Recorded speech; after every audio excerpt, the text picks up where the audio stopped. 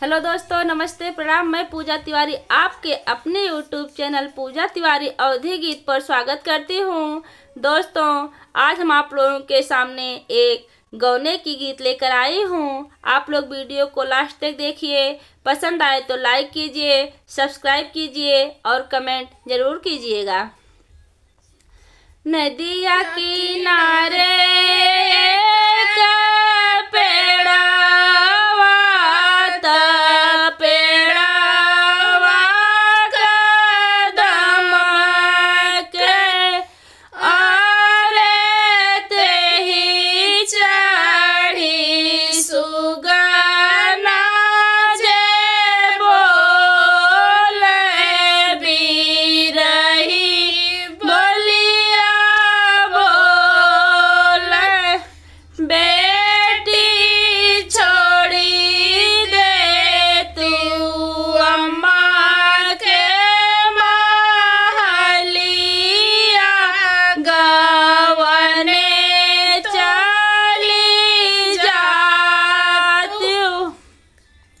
चुप रहा ए सुगना, चुप रहा अवरों से, चुप रहा सुगना माँ बिना फटे कर जावा गवन